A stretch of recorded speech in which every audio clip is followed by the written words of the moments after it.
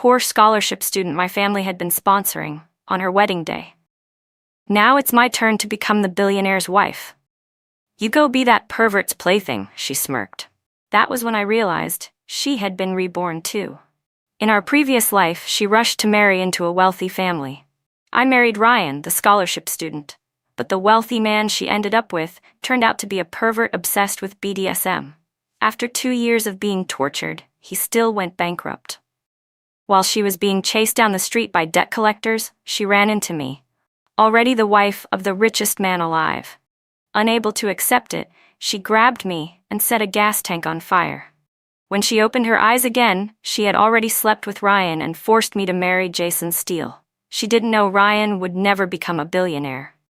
After being blown apart by Emily, who lit the gas tank, I came back to the day of their wedding. Getting torn to pieces was beyond painful. I was about to go confront that little tramp when Jason Steele kicked open the bedroom door. The guests who followed behind gasped in shock. I squeezed into the room and saw Emily and Ryan Lee, my ex-husband, a poor man who used to beat me, completely naked and going at it on the bed. My proud face immediately turned the color of pig liver. My stepmother shrieked and cried, unsure whether to cover someone else's eyes or her own. In the end, she just covered hers. I turned to look at Emily, confused. Back when my stepmother had just married into our family, she cried 3 times a day and acted like she was ready to kick my dad out. That was how she finally got him to shamelessly beg the Steele family to switch the engagement and let Emily take my place. Just yesterday, Emily had been bragging to me about how expensive the custom dress from the Steele family was. And today, that same wedding dress had become her and Ryan's bedroom toy. And also yesterday, Ryan had just confessed his love to me. Left with no choice, my father told me to wear the veil and get into the Steele family's luxury car. Then Emily showed up in her bridesmaid dress and said, "This time, I'll be the billionaire's wife. You go be that pervert's toy." That's when I realized Emily had been reborn too. When I heard the word pervert, I narrowed my eyes and silently nodded while my father kept bowing and apologizing. Emily, full of resentment, didn't even notice my reaction. Don't be fooled by his serious, refined appearance. His basement is full of torture equipment. He only agreed to the engagement because his grandmother was dying and he wanted to cleanse the luck, and he wanted to find a legal toy for himself. But the old witch kicked me out the night after I married in. He blamed everything on me. Locked me in the basement, tied me up, tortured me. He chained me like a dog. For 2 whole years, I never saw daylight. Later, with no family to rely on, he collapsed, got addicted to drugs, and went bankrupt. That's when I finally escaped. She looked at me and smiled, a twisted, sinister smile. What I did today has probably already made him furious.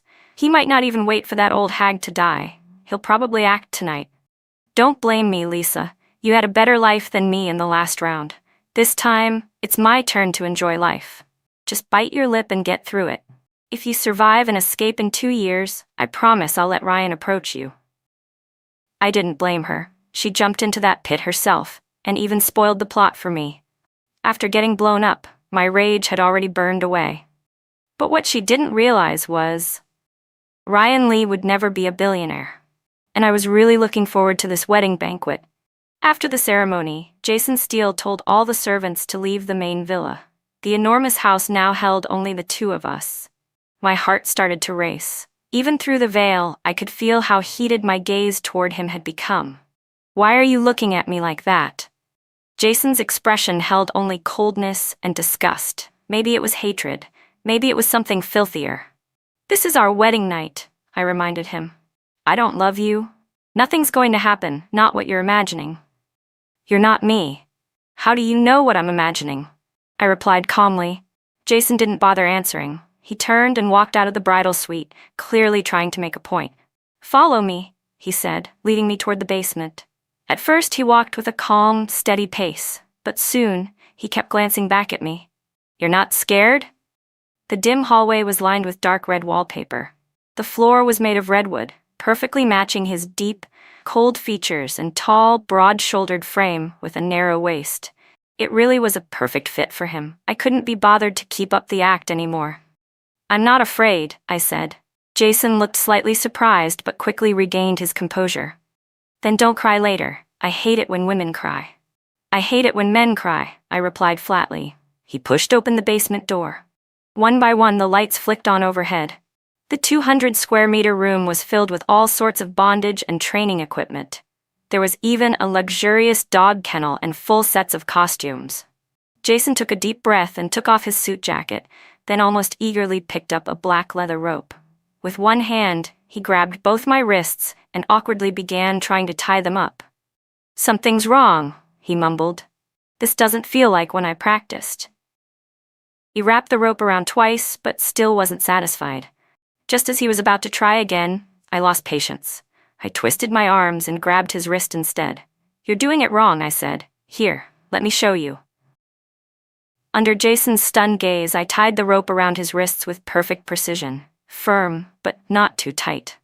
I even finished it off with a neat little bow. Why do you know how to do this? Who doesn't have a few hobbies when they're young? I smiled. He looked absolutely shocked. What kind of girl has this as a hobby? Let me go. You don't have the right to treat me like this. I turned around and looked at the wall full of tools, calmly selecting one. You'll know soon enough whether I have the right. I blindfolded him with a black sash. With his vision taken away, the rest of his senses would become heightened. He took a deep breath, his chest rising and falling. It took him quite a while before he realized he should try to struggle free. But by then, it was too late. I leaned close to his ear and whispered, "Stop struggling. Just enjoy it." Later, he curled up in a corner and cried for a long time. The next day, at the family return banquet, Jason was sitting under the blazing sun in a turtleneck sweatshirt, trying to hide the marks. His face was dark the entire time. My dad pulled me aside and asked quietly, "He didn't give you a hard time, did he?" I was glowing. "Nope, we're great." My stepmother glanced at me and then at Jason. "You look great, but he doesn't look so good." I looked at Jason and called out, "Honey, come sit with me."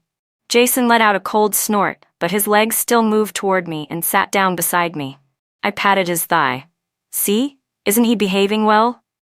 Jason's thigh twitched slightly, and though he turned his face away, his legs stayed right where they were. He even subconsciously rubbed his inner thigh against the palm of my hand. My dad and stepmother were dumbfounded. Was this really the same Jason Steele, who, just yesterday, looked like he wanted to eat them alive? During lunch, I finally heard my stepmother complaining that after yesterday's wedding, my dad got so angry he kicked Emily out of the house. Emily didn't back down at all. She even threw out a threat, saying one day, Dad, my stepmom, and even I would come crawling to her. My dad, fuming, cut off both Ryan's financial support and Emily's credit cards. We'll see who ends up begging who. Later, my stepmother whispered to me, "You were closer to Ryan before. Can you help me get in touch with him? I want to give Emily a little money." In our previous life, my dad had been fooled by Ryan's fake ambition and hard-working act. I was also moved by his promise to always listen to me. After Emily married Jason Steele, I ended up marrying Ryan. After we got our marriage license, Ryan told me we wouldn't hold the wedding ceremony just yet. He wanted to start a business first. Once he made a fortune, he'd throw me a grand wedding. I told him I didn't care about the ceremony. All I wanted was a little home for the two of us, and a special room where I wouldn't have to hide my true nature, where we could play freely and happily. He thought I was understanding and considerate, so he took me back to his hometown. But it was the second day after we arrived that he revealed his true colors. He confiscated my phone, took advantage of the fact that I didn't know the mountain roads, and used the excuse that the whole village was made up as relatives. I had no way to escape. He made me do farm work for his mother, cook and clean every day, and even wash both their feet. Or else I wouldn't get to eat. Every month, he forced me to ask my family for money. He monitored every word I said and wouldn't let me talk freely to my dad. After 2 months of that dark, hopeless life, I finally managed to escape and reported Ryan Lee and his mother to the police. But since Ryan and I were legally married, his actions didn't qualify as unlawful imprisonment, just domestic abuse. He was only sentenced to 2 years. His mother got 1 year and 3 months. Right before he was taken away, Ryan glared at me with hatred and hissed, "I won't let you go." Once I'm out, you'll never escape from me again. Unfortunately for him, by the time he got out, I had already become someone he could no longer touch. But Emily, that idiot, came and blew me up, doing Ryan a favor by settling his grudge for him. In this life, since Emily insisted on sticking with Ryan, as her older sister, I had no choice but to respect her choice. I told my stepmother, Emily's not a child anymore. If he needs money, he'll come home to ask for it. If you send him money behind Dad's back, he'll feel confident enough never to return. If he refuses to back down, how could Dad ever forgive him? She nodded. That's true. I then turned to persuade my dad to let me manage the company. Since he had gone so far for Emily, he deserved a break, maybe even a trip abroad to clear his head. Seeing that I could handle Jason's steal, my dad figured running the company wouldn't be a problem. Worst case, Jason could back me up. So, reassured, he took my stepmother on a spontaneous trip overseas. Before they left, I made sure to change both of their phone numbers. That afternoon, Jason's grandmother asked me to visit her at the side villa. I knew I should go. She was Jason's only family, after all. If what Emily said was true, tonight was the night the old woman would be rejected. And if she died, Jason would fall apart. I had finally found such a compatible toy. I wasn't about to let him fall to pieces.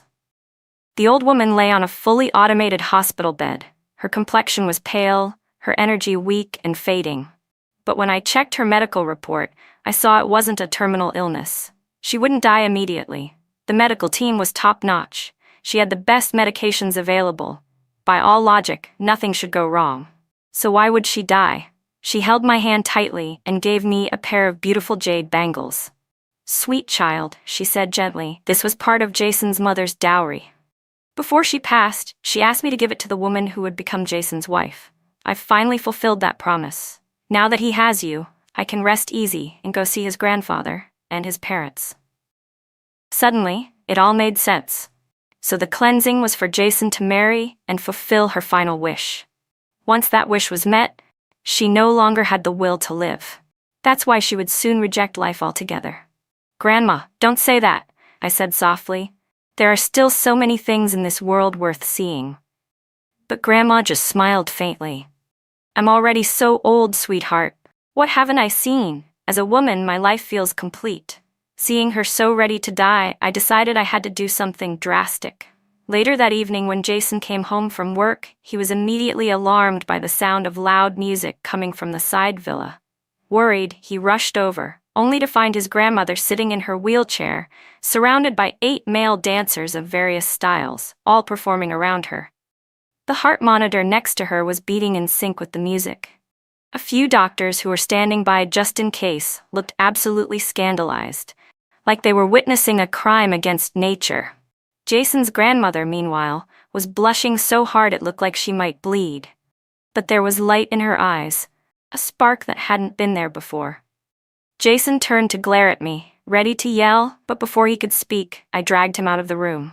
Once outside, he pointed at me furiously. Lisa, are you out of your mind? I don't care what crazy things you do to me, but not to my grandmother. Someone get rid of those things, he barked. Those freaks, get them out of here. But the butler and the servants stood still. Young master, I said calmly, no one's going anywhere. Jason turned red with fury. I slapped him across the face. Calm down and listen to me. You dare hit me, he shouted. What don't I dare? I slapped you last night too, you seemed to enjoy it then. Jason's ears turned red, and just like that, his temper evaporated. You? He turned to look at the butler and the servants, who were all clearly watching everything. The butler pointed toward a tree in the courtyard and said with exaggerated surprise, Oh my, look at that ironwood tree. It's blooming. Whose turn is it to water today? Did no one water it? All the servants instantly followed him to go admire the supposedly flowering tree. How rare, one said. My hearing must be going. I didn't hear anything just now, another added. Me too. Didn't hear a thing, I chimed in, smiling. Jason was speechless from how angry he was. He looked down at me with a mix of frustration and helplessness. Stop saying outrageous things in public. I grabbed his collar and kissed him on the lips. Then I'll just kiss you instead. How's that? His eyes widened, his face turning even redder. Honestly, I couldn't get enough of him. As for you, I teased. You should save this kind of thing for nighttime. But then I grew serious. Jason, do you know what your grandma told me today? She said her mission is complete and she doesn't want to live anymore. What? He was stunned, panicked, and immediately tried to rush back into the room. I stopped him. Don't worry, she said that because she saw you finally married and thought no one needed her anymore. I talked to her. I think I've calmed her down. Jason looked annoyed. Was it you who calmed her down, or those 8 freaks? The method doesn't matter, I said. What matters is the result. She's your only living relative. Even if I have to be shameless and take all the blame, I'll do whatever it takes to keep her alive. Jason gave me a complicated look. Touched by your filial piety, he muttered. Then let me try something new tonight, in return. His ears turned red again, completely giving himself away. That night the doctors reported, Mr. Steele, the madam fell asleep naturally without needing any sedatives. She slept soundly. But, the doctor hesitated. But what? The doctor looked embarrassed. When I was taking her blood pressure, she slipped money into my hand and told me to press a little harder. Mrs. Steele? That's a rather unusual request. I put the phone to my lips and smiled. Just a minor side effect, nothing serious. Take it, consider it a tip. The doctor stammered. Oh, thank you, ma'am. He ended the call awkwardly. What could I say? Jason's hands were tied and hung high above him. It would have been too much trouble to untie him, so I answered the call on his behalf. He's too tall anyway. Holding the phone up for him was uncomfortable. So I lowered the height and made him kneel in front of me to take the call. He was still holding that position. His eyes were glazed over with resistance and delight. His long legs, slender waist, and slightly parted lips were truly a work of art. Covering his eyes last time had been a mistake. Those tear-filled almond-shaped eyes were made for crying. You say this is your first time, I said, narrowing my eyes. So why do you know so much? He blushed deeply under my gaze and tried to change the subject. Just like you, I read a lot, but never got a chance to try it. He wiggled his wrists, but the ropes held tight. That's not how someone inexperienced would tie, I said. I swear, I've never done anything like this in this life, he insisted. Doesn't matter. I don't recognize anything from a previous life. Once someone's financially free, why wouldn't they have a few hobbies? If Emily hadn't blown me up, I might have raised 8 myself. This life isn't a loss at all. Jason, you alone are better than all 8 combined. Stop talking nonsense, I said, giving him a smirk. Tonight, I'm giving you a proper lesson. Say it with me. Reckless gambling ruins lives. Spend money like water, end up with nothing. Jason looked confused, but I don't gamble. I bent down, cupped his face, and gave him a kiss. Good boy. Still, prevention is better than cure. For the good of our household, starting tomorrow, hand over your assets. I'll manage them for you. About 6 months later, I suddenly got a video call from Emily. She was probably just testing to see who would pick up. My dad and her mom had both blocked her, and I was the last resort. She clearly didn't expect me to answer. She was stunned to see me dressed in high-end designer wear, sitting by a shimmering lakeside, soaking up the winter sun. A butler was grilling barbecue for me, and a maid was pouring me wine. Emily's jaw dropped.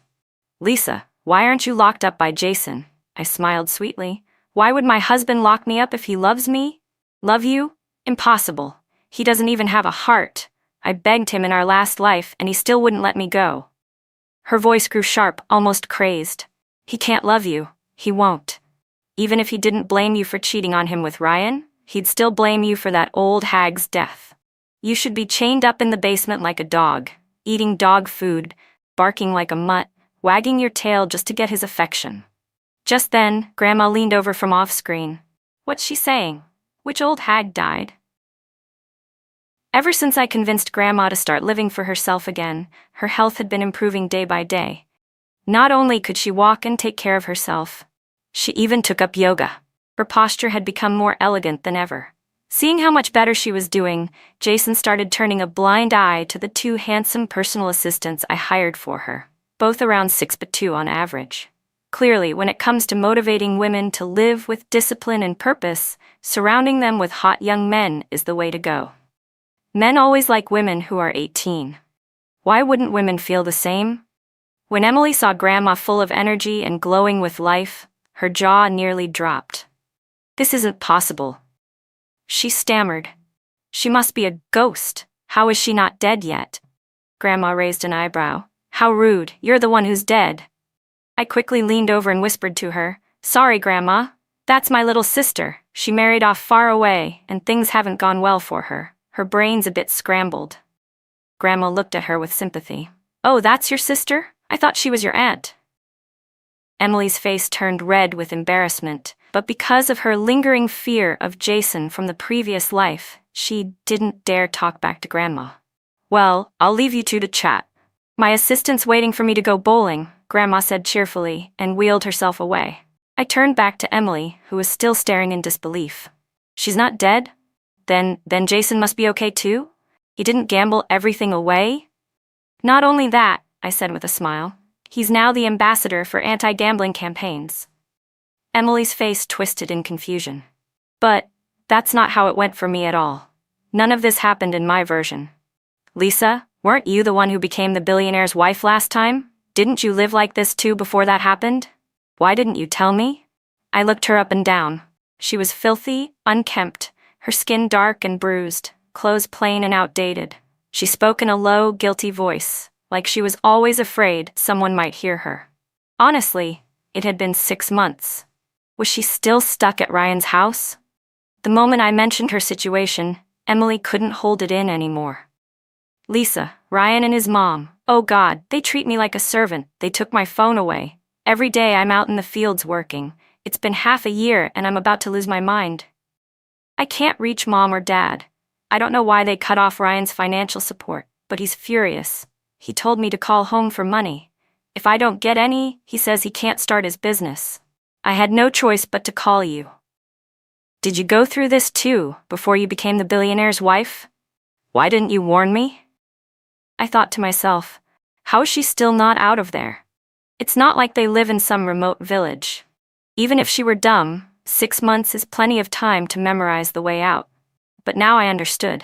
She never wanted to escape. She's still clinging to the fantasy of becoming the billionaire's wife. So I deliberately told her, oh, Ryan treated me so well in the last life. His mom too. They never made me do farm work. Ryan didn't use my dad's money to start his business either. He and I and his mom, we all worked hard together to earn every penny. That's why when he became rich, he treated me even better. He was so afraid of letting me down. Emily looked completely shattered. Why are they acting so different this time? I was good to them too. I don't want to work. I'm exhausted. I can't take it anymore. Lisa, please, just help me get in touch with Dad. Tell him to send me money. Dad and Auntie are traveling abroad. They changed their numbers. I can't reach them either. They went abroad. How could they go on a trip without telling me? I'm out here suffering, and they're off enjoying life? Why? Well, what do you expect? I said. They were so stressed from your mess that Dad needed to get away before you gave him a heart attack. Even I've been keeping my distance from you. The truth was, they were only planning to be away for a week. But I told them that Jason was still upset about Emily, and since I was the one running the company now, he wouldn't take it out on me. But them? Who knows? So I convinced them to extend the trip, stay out of sight for a while, and wait until Jason cooled down. I've been the one funding their travels. Anyway, under my management, the company had already leveled up tenfold. 100,000, even 200,000 was nothing to me. At first, my stepmother was still a bit worried about Emily. But after having way too much fun abroad, she was so relaxed she didn't even want to come back. So now Emily pinned all her hopes on me again. Then you send me money. A lot. Start with 5 million. The way she said it, so entitled, it was like she completely forgot she once blew me up. I chuckled. Sis, don't joke like that. You know exactly what kind of person Jason is. I'm living like a proper billionaire's wife, sure, but I don't actually have access to any money. The company and everything else are managed by his people. My bank cards have been frozen for a long time. Jason, who had been sitting a short distance away, turned to glare at me in frustration. Whose card got frozen again? Now even his salary goes straight to my account. Emily clearly didn't believe me, but she wasn't ready to leave empty-handed.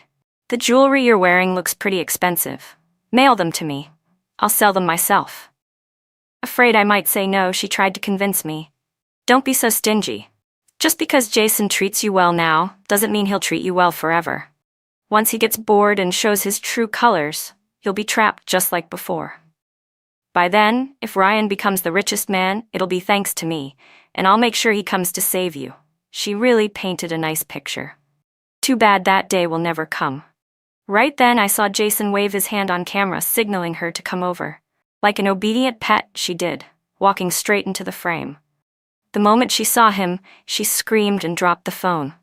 The screen went black, but the audio was still on. Honey, I'm sorry. I didn't mean to contact outsiders. Please forgive me. Don't lock me up again. Jason would love to, really, but every time someone gets locked up, it's him. I leaned toward Jason and whispered, "Some poor relatives asking for money. Help me play along for a bit." Jason played along perfectly. "If I ever catch you secretly making calls again," he said in a cold, low voice, "you'll never leave the basement." Once we were done acting, he pulled me into his arms. His lips brushed my ear as he whispered, "Tonight, we continue." I tried to push back, but Jason's eyes softened. He hugged me tightly and gave me a little shake. His tone was almost pleading. "Baby, just once, okay?" What could I do with him? He was huge, strong, and so good at acting cute. "Fine," I sighed, "just this once. But don't get used to it." Jason beamed, kissed me on the ear, and immediately went off to prepare. As I bent down to pick up my phone, I heard Emily snort coldly on the other end. "So much for living the high life. Turns out it's all fake." She hadn't hung up yet. Well, I could be sure of one thing. She definitely wouldn't be relying on me anymore. Still, I needed to let the family and company staff know that if they saw this kind of fake relative again, they should kick her out on sight. Just then, Ryan burst into the room. "Where's the money? Did the meds arrive yet?" Emily looked terrified. I called, but my parents are out of the country. I couldn't reach them." "Humph," Ryan sneered. "Figures. Who'd spoil a tramp like you over their own daughter? I never should have married you. I should have married Lisa instead. That way, your dad wouldn't have cut off my money," Emily snapped. "Then why the hell did you crawl into my bed? Why didn't you go after Lisa? You seduced me. You dare bring that up? Ever since I married you, I've lost everything. And it's been half a year. You still haven't gotten pregnant. Are you sick? Were you trying to trap me from the start and ruin my future?" Emily shouted, "I think you're the sick one." At that moment, Ryan's mom stormed in, grabbed Emily by the neck, and shouted, "How dare you insult my son? Hit her!" Ryan began punching Emily over and over again. When his fists got tired, he grabbed a belt and started whipping her with it. "Help! Someone help me! He's gonna kill me!" Emily screamed, her voice hoarse and broken. She tried to fight back, but it was useless. Even though the villagers heard everything, no one stepped in. In that place, men were considered gods, and beating women was seen as normal. Emily stopped screaming. She began begging, desperate and tearful. In the end, she clung to Ryan's leg, crying, "I'll go work. I'll make money. I'll help fund your business, okay?" Only then did Ryan finally stop. I ended the call and blocked Emily. In my previous life, Ryan was always pressuring me to have a baby, so he could use the child as leverage to control me. But I always found ways to avoid it. Jason and Emily didn't have a child either. So, was it because Emily couldn't get pregnant, or because Jason was the problem? That night, Jason noticed I was zoning out. "What are you thinking about?" he asked. I looked at him. "It's been 6 months, and I haven't been using any protection. Maybe we should get checked?" Jason narrowed his eyes. "No need." Before I could ask further, he rolled over and went to sleep. So confident, so evasive, definitely hiding something. The next day, I secretly asked Grandma about it. She looked shocked. "The Steele family has only one son per generation. If it ends with Jason, how could I ever face our ancestors?" Within hours, she arranged for over a dozen top male fertility specialists to conduct a joint consultation on Jason. His face turned black as ink. Furious, he kicked all the doctors out. Eventually, with no other option, he confessed the truth to me. Turns out, right after our wedding, he took advantage of a business trip to secretly get a minor surgery to ensure he'd never have children. His mother had died in childbirth. He didn't want me to face the same risk. My heart softened a little. "What if I told you I'm willing?" I asked gently. Jason frowned. "Well, I'm not." This idiot really wants to be the last of his bloodline? I'm ordering you to reverse it, I told him. I like kids. A child with our genes would be stunning. I want to see just how beautiful they could be. You'll suffer, he said quietly, squeezing my hand. He looked like I was already pregnant and in danger. But you'll be with me, I said. You won't let me suffer, right, Jason? He hesitated, then mumbled, Let's wait 2 more years. I'll set up a research institute to study male pregnancy. Once the tech's mature, I'll carry the child. I stared at him, speechless. Aren't you afraid something will happen to you? He shrugged. If something does, it's fine. I'll make a will and leave all my shares to you. You've done a great job running your dad's company. I'm sure you can handle mine too. Just, please take care of Grandma. I couldn't take it anymore. All I asked for was 1 sperm cell. Why are you making it sound like a martyrdom? So dramatic.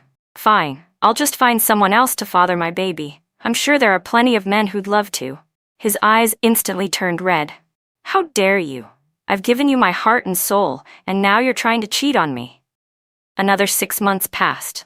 Emily couldn't earn enough from labor to fund Ryan's endless spending. She tried begging our parents again, but kept getting chased off by the bodyguards at home and the security guards at the company. Desperate and cornered, she jumped in front of my car. Instinctively, I hit the brakes and tried to flee, afraid she'd try to blow me up again. But Ryan suddenly appeared, shoved me back inside the car, and held my hand with a look of deep emotion. Lisa, I know everything now. I won't make the same mistake again. I instinctively protected my belly. What exactly do you think you know? Then he noticed the slight curve of my stomach, and immediately turned to slap Emily across the face.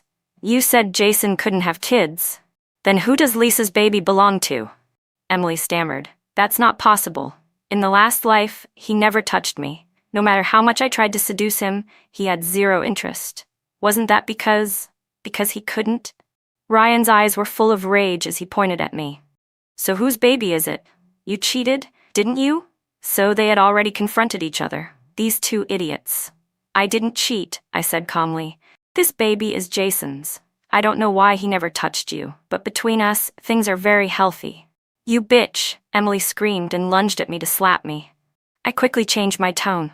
The Steele family has only 1 heir per generation. Jason values this child deeply. If you 2 want money, fine. You can use this situation to get whatever you want. But if anything happens to me or this baby, and Jason gets upset, you 2 will be dead meat. Emily froze, withdrawing her hand. Ryan slapped her again. Don't you dare lay a finger on Lisa. Then he turned to me, all gentleness. Don't worry, Lisa. No matter whose child you're carrying, I'll protect you. Emily looked disgusted. Oh, cut the act. You really think Jason will give you up for her? Tie her up and bring her back. We'll ransom her for money. I looked at Ryan with feigned emotion. You still care about me? Of course, he said without hesitation. The one I love has always been you. Emily's jaw dropped. Didn't you say you loved me? Then what am I? Ryan raised his hand, and Emily flinched, ducking into the car, covering her head in fear.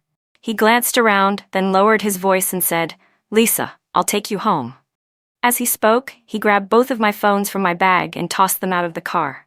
Then he turned off the vehicle's GPS and gently helped me into the passenger seat before driving away. I didn't resist. I followed them back to Ryan's village. What they didn't know was that my earring contained a hidden tracker.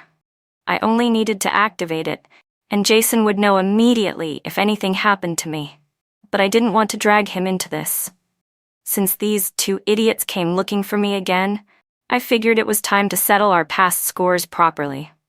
When Ryan's mom saw my pregnant belly, the first thing she did was smack Emily hard.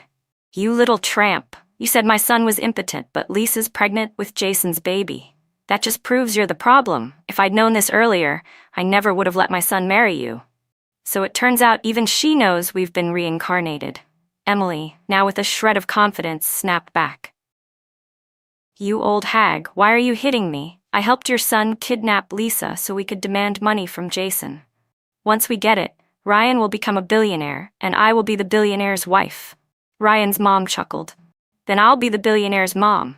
But Ryan didn't join their delusions. Instead, he led me into the house, back to that filthy, cramped little room. It was hot and smelled awful. I felt nauseous immediately. Ryan handed me a bucket without a word and gently patted my back as I vomited. Lisa, I regret everything. If Emily hadn't seduced me that day, we wouldn't have been separated. I held back my disgust. It's too late for regrets. No, it's not, he said earnestly. Just tell me how I'd become a billionaire. That caught me off guard. Emily had really made him believe he had what it took. At least he had enough self-awareness to add, I only succeeded because I inherited your dad's company, with your help. He smiled in satisfaction. So it really was because of me. I gave him a little boost. You are capable. Otherwise, my dad wouldn't have chosen to sponsor you in the first place. I just don't get how things ended up so badly for you in this life. Ryan's eyes darkened as he glanced out the window. Emily was standing by it, trying to eavesdrop. She hadn't realized her reflection was clearly visible in the glass. I decided to fan the flames. I played the victim. Emily ruined everything for us. She changed our entire future. I can't be with you anymore, and Jason's already taken over the company. Ryan's gaze turned cold. It's not too late. That night, Emily suddenly shook me awake. We need to leave, now. Leave? Where to? I asked. Ryan and his mom are planning to cut the baby out of you. We have to run. She had already grabbed the car keys, but just as she started the engine, Ryan and his mother stormed out of the house. You little bitch! Trying to run? Ryan's mom shrieked. Ryan went straight for the driver's seat and yanked Emily out. Then he rushed over to help me out of the car. Lisa, don't go anywhere. Stay with me. I wasn't trying to run, I said calmly. Emily told me you wanted to cut the baby out of me. You wouldn't hurt me, right, Ryan? Of course not, he said firmly. You're my lucky star. Then he turned and started beating Emily. You tried to run? Fine, but how dare you try to take Lisa away from me? You're pure evil, Emily screamed. And what about you? I stayed by your side for a year. I worked myself to the bone, earned money for you to waste. I even kidnapped my sister for you. And now you want to sell me off to your crippled uncle in the mountains to make me his billionaire's wife? Keep dreaming. I killed him once. I can kill him again. Ryan's mom screamed. You dare blame my son? He could have become a billionaire if it weren't for you, you jinx. Ever since he married you, he's accomplished nothing. But once he marries Lisa, he'll finally reach the top. Ryan stood firm. As long as I'm here, no one's going to touch a single hair on Lisa's head. If you try to kill her, I'll kill you first. The three of them immediately broke into a chaotic fight. After a year of hard labor, Emily had built up quite a bit of strength. She slapped Ryan's mom so hard she knocked out 2 of her teeth, but she still wasn't a match for Ryan physically. He grabbed her by the throat and slammed her against the car. Lisa, help me, Emily gasped. But I'd heard it all, how she and Ryan plotted behind my back. He never loved you. He just wanted to use you to get access to your family's company and become rich. Once he got what he wanted, he planned to throw your baby away. If you survived that, then maybe you were his lucky charm. Then he'd marry you. If not, tough luck. Don't listen to her, Lisa, Ryan pleaded. She's just trying to turn you against me. I never wanted to hurt you. I didn't want the baby. I thought we could trade it to Jason for your family's company. Then we could have our own kids later. Oh? Then you'll need to divorce Emily first, I replied calmly. Emily laughed bitterly. Keep dreaming. Then die, Ryan growled, tightening his grip. Emily's eyes bulged, her throat tightening as she choked and struggled to breathe. She couldn't speak anymore. It was time. I pressed the tracker hidden in my earring. Facing death, Emily's survival instincts kicked in. She went wild and clawed at Ryan's eyes. With a shriek, he stumbled back, blood streaming from both sockets. I can't see. Mom, I'm blind. He screamed. Ryan's mom panicked and ran into the house. She came back out wielding a kitchen knife. You dare hurt my son. I'll kill you, you filthy bitch. Emily, quick thinking for once, dove into the car and yanked out the cigarette lighter. As Ryan's mom jumped in after her, Emily slipped out the other side and slammed the door shut. She locked them both inside. Ryan's mom had never ridden in a car before. She had no idea how to unlock the door and began pounding on the window, cursing Emily nonstop. Emily didn't flinch. She walked calmly around to the other side, shoved the blinded Ryan into the back seat, and tossed the still hot cigarette lighter straight into the fuel tank. Boom! The flames soared into the sky. Just like in my previous life, mother and son burned to ashes in the fire. Emily burst out laughing. Dead, they're dead, finally, let's see who dares lay a finger on me now. She looked at me with a twisted smile. Now it's your turn. Once you help me get 100 million out of Jason, I'll send you off to be with your beloved Ryan. Then I'll flee abroad and live the good life. Humph, men are useless. In the end, you can only rely on yourself. You're realizing that now? Bit late, don't you think? A police siren howled in the distance. Emily's expression twisted in panic. When did you call the cops? While you three were brawling, I said calmly. Oh, and one more thing. Ryan never had what it takes to become rich. I was the one who became the billionaire. He only got 2 years in prison for domestic abuse because I turned him in. So thank you, little sister, for helping me take revenge this time around. Raging with disbelief, Emily lunged at me. I'm gonna kill you. Bang. A helicopter swept in overhead. A sniper took out Emily instantly, just before she could reach a pregnant woman. What I didn't expect was that Jason stepped off that helicopter, rushed toward me, and pulled me into a tight embrace. Are you okay? I smiled. Your son's fine. I was asking about you, he said. Heartless woman. I kissed the corner of his mouth. Don't worry, no one will ever hurt me again. But 5 months later, I still got cut open. I gave birth to the Steele family's heir. Jason fainted 3 times outside the operating room from crying so hard. When the surgery was over, I was up and walking like nothing happened, but it took 8 people to support Jason as he stumbled into the room. This is the only child my wife will ever have, he declared. Anyone who dares make her go through childbirth again, I'll fight them myself. Grandma, holding her great-grandchild in her arms, sighed helplessly. They're all like this. No wonder we only have 1 son per generation. And so, with chaos behind us and a future ahead, I held my son in my arms, Jason by my side, and peace in my heart. I had rewritten my fate, reclaimed my power, and this time, I was living on my own terms. No more second chances. This life was